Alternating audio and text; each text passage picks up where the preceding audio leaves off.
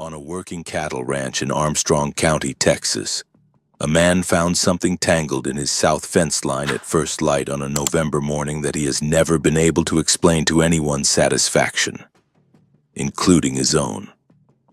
He did not call the county sheriff. He did not call Texas Parks and Wildlife. He did not call anyone for 3 weeks, and by the time he finally told another human being what he had seen and what he had done, the dog man had already come to his fence line 4 times.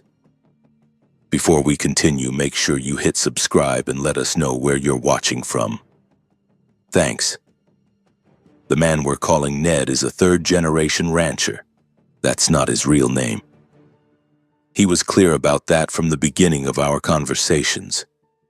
He runs cattle on land that his grandfather filed on in the 1930s, back when the canyon country south of Claude was still being broken by families who thought the Dust Bowl was the worst thing the Panhandle could throw at them. His grandfather was wrong about that, but it took Ned's generation to find out how wrong. Ned is in his late 50s. He has spent his entire life on that land. He reads the caprock breaks the way a sailor reads open water, by color, sound, and the feel of the wind coming off the canyon rim. He knows every arroyo on his property, which fence sections get hit hardest by the winter blows, which cattle will drift south ahead of a norther if you don't push them back before dark. He is not a man who misidentifies animals. He has been looking at animals in that country his whole life. The Armstrong County canyon breaks are a different world from the flat tableland of the Llano Estacado up above. Most people who drive through the Texas Panhandle on Interstate 40 think they understand the landscape. They see the flat, the enormous sky, the grain elevators, the feed yards on the edge of Amarillo. They do not see the canyons because the canyons are not visible from the highway. But 12 miles south of Claude on Highway 207, the earth drops away. The Caprock Escarpment cuts across the eastern panhandle in a long broken wall where the high plains fall off into the rolling country below. And along that wall, carved over millions of years by the Prairie Dog Town fork of the Red River and its tributaries, is a system of canyons that most people outside of Texas have never heard of.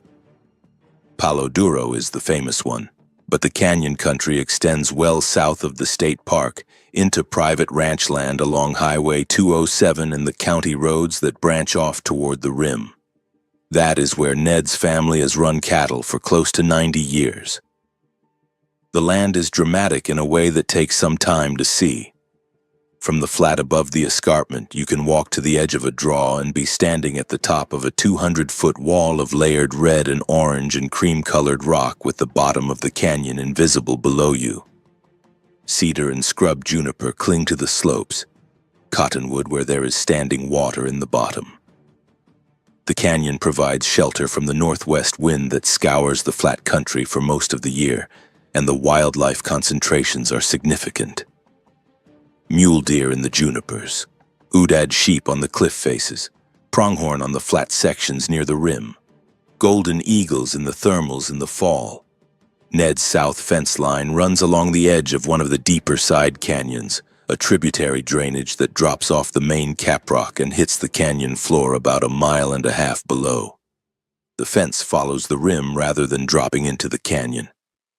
It's 3-strand barbed wire, the same wire his grandfather strung in some sections, replaced strand by strand over the decades but following the same line. The cedar posts are set into caliche that will hold a post for 50 years if the wire doesn't pull it. At the southeast corner of that fence, where the rim jogs around a cedar thicket and the canyon wall cuts closer to the surface, there's a section Ned has been repairing every fall for the last 7 years. Something keeps breaking the middle strand. He had assumed it was Aoudad going over the wire, a reasonable explanation he had never had cause to question. On the morning of November 6, 2023, he drove out to check that fence section before first light. He did it every year in early November ahead of the hard freezes because a broken fence line in that corner would let his cattle drift toward the canyon edge. He was in his truck by 5:30. Had the headlights on the 2-track that cut south from the ranch house toward the rim. The sky was beginning to gray at the edge, but it was still mostly dark. Temperature was in the upper 20s, the kind of cold that settles into the canyon breaks and holds all morning because the walls cut off the sun until late in the day. He saw the problem before he got out of the truck. His headlights hit the fence line at the southeast corner, and something was wrong with the shape of it. A dark mass was tangled in the wire at a point about 30 yards east of the corner post. He thought Aoudad first. It would not be the first time a sheep had gotten wrapped up in the wire overnight. He pulled the truck forward, got the headlights full on the fence, and got out. What he saw in his headlights was not an Aoudad. Ned has described this moment to us over the course of 3 separate conversations, and each time the description is consistent in its details, because these are not the kinds of details a person invents. The shape in the fence was about the size of a large dog, maybe 100 pounds, dark reddish-brown fur, almost the color of the canyon sandstone in the first light of morning. The fur was dense, not the short coat of a domestic dog, but something heavier. It was tangled in the second and third strands at roughly waist height, the way an animal gets caught when it tries to go through the wire rather than over it. The back legs were on the outside of the fence on the canyon side. The front half was twisted into the wire. Ned stopped walking when he was about 15 feet from it. He said the first thing he noticed was the head. Even tangled and struggling, the head shape was wrong. The muzzle was too long for a coyote and too heavy for a fox. The ears were pointed and standing upright, pressed back against the skull in distress. The head was too large for the body, proportioned more like a dog's head on a slightly too small frame, which is exactly what you would expect from a juvenile that hasn't filled out yet. Then it went still. Ned said that moment when it stopped struggling and just looked at him was the first time he felt something other than the ordinary concern of a rancher dealing with a trapped animal. It looked at him with amber-colored eyes in the truck headlights, and the look was not the mindless panic of a coyote or the flat incomprehension of an Aoudad. It was assessment. It looked at him and it was deciding something. He said it felt like being looked at by something that understood the situation at least as well as he did. He went back to the truck for his wire cutters.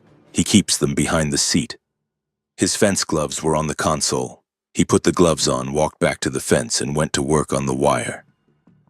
The animal went still when he started cutting. He said that part still bothers him more than almost anything else about that morning. It held still while he worked the cutters through the second strand. It didn't thrash, didn't bite, just held its position and let him do the work. He cut the second strand at 2 points and bent the wire back to open a gap. The front half of the animal came free.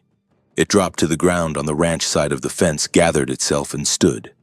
Ned stepped back.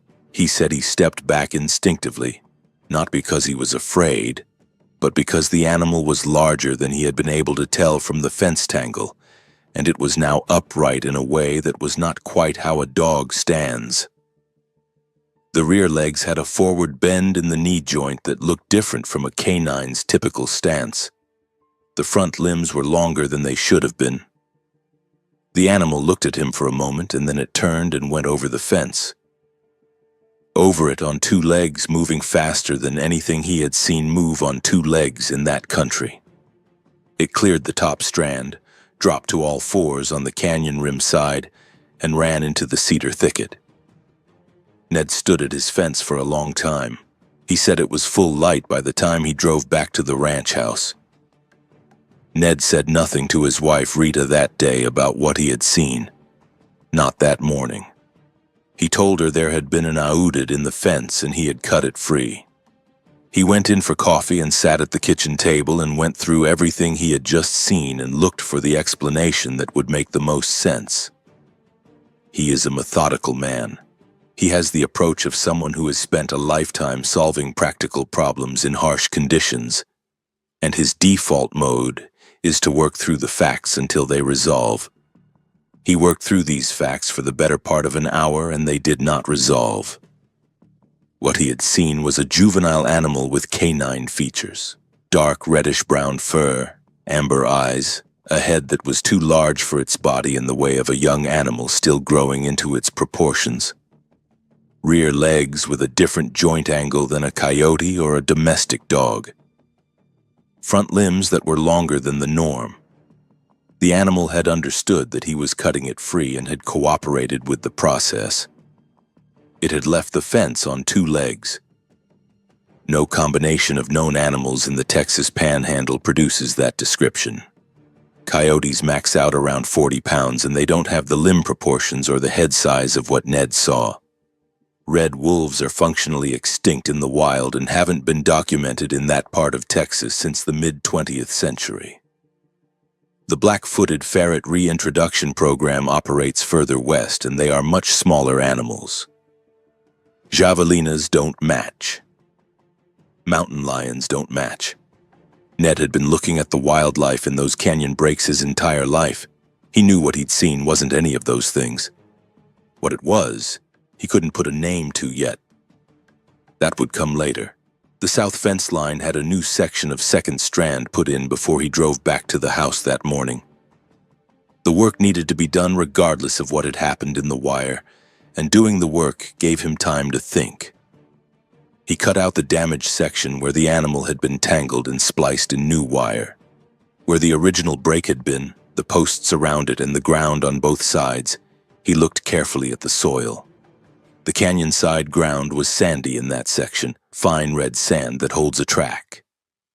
He found tracks. They were canid in overall shape. 4 toes, claws at the front, clear heel pad impression. But the proportions were off. Each track was about 4.5 inches long and 3.5 inches wide, which is on the large end for a coyote and toward the small end for what a full-grown wolf would leave. More important, the gait pattern was wrong. The tracks coming into the fence from the canyon side were offset, the rear feet landing in separate depressions from the front feet, not the direct register track pattern of a canid moving at a normal walk. Whatever had come through that fence was moving in a pattern that suggested it had been walking more upright than a coyote walks. Ned photographed the tracks with his phone before the wind started to work on the sand. He was quiet that evening. Rita noticed, because after 30 years of marriage, she knows the difference between quiet tired and quiet processing, and this was the second one. She asked him over supper if everything was all right. He said he'd had a long morning at the fence.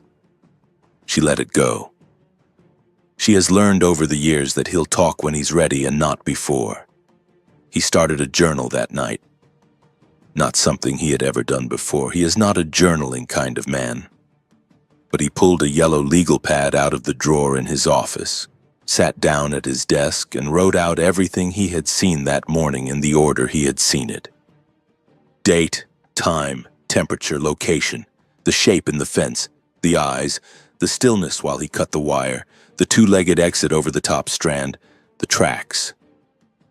He wrote 4 pages in his plain workman's handwriting and then put the legal pad in the desk drawer. At the time, he had no sense of what he was building. He thought he was getting it down in case he eventually had an explanation to attach to it. What he was actually building was a record. The next 3 weeks are documented in that legal pad, which now runs to 16 pages. The dogman came back to the south fence line 7 times in that period. Ned knows this because he started driving out to check the fence line every morning at first light, initially to look for evidence of what he had seen and then to look for what he knew was going to come back. He doesn't explain why he felt that certainty. He just says he knew. He had freed something that belonged to something else, and the something else was going to want to see that he'd done it right. This is the moment in Ned's account that doesn't fit easy explanation. He is not a mystical man. He doesn't use the word spiritual, and he would laugh at anyone who suggested he was intuitive in some supernatural sense. He's a rancher. He fixes what's broken, reads the weather, keeps the cattle healthy, and gets the work done. The feeling he describes, that certainty that the mother was going to come to the fence, is not something he can account for. He just knew. The first time he saw her was on the 8th day after finding the juvenile in the wire. He had driven out at 5:45, parked at the southeast corner, and walked the fence line by flashlight. Nothing at the break. He walked east along the rim toward the next cedar thicket and stopped. She was standing at the canyon edge about 60 yards east of him. The description Ned gave of the mother is the part of his account that stays with you. He was carrying a good flashlight, the kind ranchers use for checking cattle at night, and he had the beam on her for about 12 seconds before she moved back from the rim. She was upright, well over 6 feet by his estimate, and he has good judgment for height. He had been estimating cattle weights and dimensions his whole career. Broad through the chest and shoulders, longer arms than a human would have hanging at her sides. The fur was darker than the juvenile's, a deep reddish brown that was almost black along the back and shoulders. The head was the head of a large canine, wide at the skull and long through the muzzle, with pointed ears standing well above the skull. She was looking at him the whole time. He did not move. He said he stood still from an instinct that the right response was stillness, an instinct he could not explain but trusted. She was at the canyon edge, which gave her a clear drop behind her as an exit. She was looking at him the way a careful being looks at something it's evaluating. After about 12 seconds, she turned and went over the edge of the canyon rim in a movement that he said looked practiced and purposeful rather than panicked, dropping down the wall into the cedar on the upper slope, and was gone. Ned walked back to his truck. He sat there until the sky was fully light. Then he drove to the house, had his coffee, and wrote 4 more pages in the legal pad. He told Rita that night. He waited until supper was done and the dishes were cleared and they were sitting in the living room the way they do most evenings, her with a book and him with the weather on television with the sound down. He turned the sound off and told her everything from the beginning. The juvenile in the fence. The stillness while he cut the wire. The way it went over the fence on 2 legs. The tracks. The feeling that had brought him out every morning for 8 days. And what he had seen that morning at the canyon edge. Rita listened to all of it without interrupting. She is a practical woman, raised on a farm in Swisher County and married to this ranch for 30 years. She has the same relationship to the land that Ned has. She knows what belongs on it and what does not. When he finished, she asked him 2 questions. She asked if he felt like it was dangerous. He said he didn't. She asked if he thought it would come back. He said he was sure of it. She went to bed and Ned sat in the living room for another hour. He pulled up the Texas Parks and Wildlife Department website on his phone looking for any category that might fit what he'd seen. There is no such category. The state's large predator classifications for that part of Texas include mountain lion, black bear in the Guadalupe Mountains and Davis Mountains further south, coyote, gray wolf, which hasn't had a confirmed wild population in the state for decades, and bobcat. Nothing in the database accounts for what Ned saw in his fence line. He looked up DOGMAN. He didn't know the word. He typed in descriptions. Upright canine, Texas, large canine bipedal. He found Linda Godfrey's work. He found Steve Cook's story about the legend, the song that was written as an April Fool's Day joke in 1987 and produced hundreds of real reports. He found the documentation of encounters across the Great Lakes, across Appalachia, across the Pacific Northwest. And he found enough reports from Texas and Oklahoma and New Mexico across the Southern Plains corridor that he sat back in his chair and felt something shift in his understanding of what his south fence line had become. If you have spent any time in the canyon country south of Palo Duro or anywhere along the Caprock breaks between Claude and Silverton, you know the kind of terrain I am describing. Deep draws, red rock walls, cedar thickets that go on for acres with no undergrowth. Just the juniper trunks and the red sandy soil and the silence.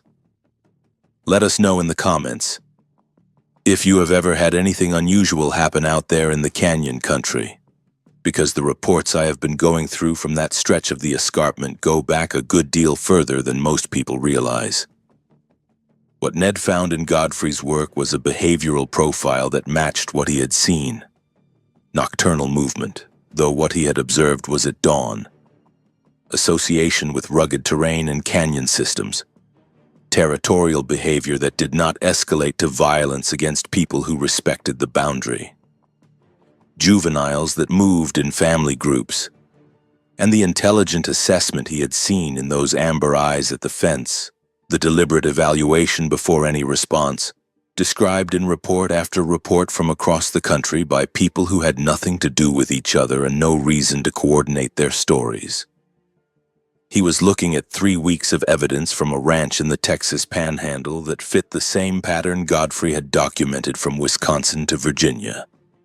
The same physical description, the same territorial intelligence, the same restraint in the face of human presence that wasn't aggressive. He called his neighbor Holt the following week. Holt runs the ranch east of Ned along the same rim country, about 4 miles on the other side of a county road. They have been neighbors for 40 years since Holt's father and Ned's father worked the same fence lines together. Holt is in his mid-60s and has been running that country as long as Ned. Ned did not tell Holt the full story on the phone. He asked Holt to come over for coffee. When Holt came over, Ned showed him the photographs of the juveniles' tracks. Holt looked at them for a long time and did not say anything. Then Ned told him what he had seen. The morning at the fence. The juvenile in the wire. The mother at the canyon rim 8 days later. Holt sat across the kitchen table and was quiet for a stretch. When he spoke, he said something Ned had not expected. His cattle had been refusing to go near the south draw on his property for most of November. Cattle don't refuse ground without a reason. They have a sense for what belongs and what doesn't. An instinct ranchers learn to read because it's more reliable than most instruments. He'd gone down to check for a dead animal and found nothing. But on the way back, he noticed something. 2 cedar posts at the corner of his fence line had deep gouges in the wood at about 4.5 feet off the ground. Long parallel marks, spaced wider than any bobcat would leave and too high for any coyote to reach. The claw marks on Holt's fence posts and the tracks from Ned's south line are the 2 pieces of physical evidence that Ned has held on to. He has the photographs on his phone. The legal pad is in the desk drawer in his office.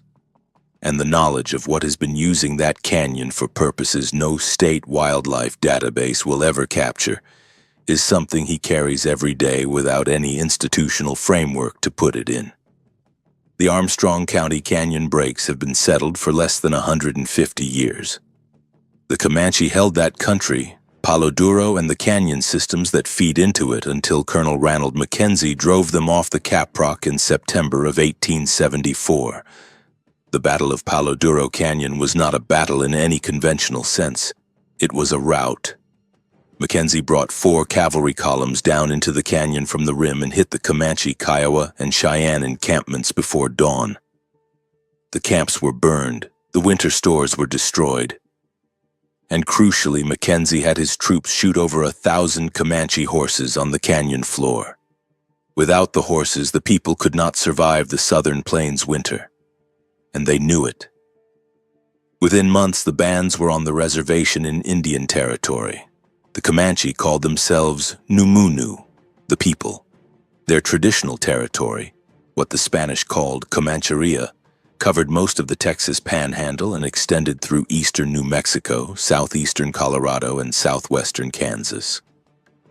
They had been in that country since the early 18th century, when they separated from the Shoshone and moved onto the southern plains. Before them, the Apache. Before the Apache, peoples whose names we don't have words for anymore. The canyon country that Ned's grandfather filed on in the 1930s had been inhabited by human beings for something in the range of 10,000 years before the first barbed wire was strung across the Caprock. In the summer of 1933, a team of 6 anthropologists met with 18 Comanche elders in Lawton, Oklahoma. The result was the largest archive of traditional Comanche cultural information ever assembled by American anthropologists, compiled and annotated by Thomas Cavanaugh. Among the things the elders described were categories of beings the Comanche recognized in the world, beings that were neither fully human nor fully animal, that occupied the boundary territories of the landscape and existed in relationships with human communities that required careful management and respect. The Comanche relationship with canine beings in their oral tradition is documented and complex. The wolf's place in Comanche cosmology was not simply as an animal. Wolves were understood as beings between the human world and the wild world, intelligent and territorial, worthy of a specific respect that acknowledged their prior claim to the land. When the Comanche made camp in the canyon country, they understood themselves to be using space that was also used by other beings, and they managed that coexistence through practices that kept the boundaries clear. You did not disturb what you did not need to disturb. You acknowledged the prior occupation. You took what you needed and respected what belonged to the territory. The ranching families who came into that country after 1874 brought a different relationship to the land. They built fences. They exterminated wolves and bears through the first half of the 20th century. They claimed the ground in a way that denied prior occupation by anyone or anything. The barbed wire Ned's grandfather strung in the 1930s cut across movement corridors that had been in use for far longer than anyone on either side of the wire could have imagined.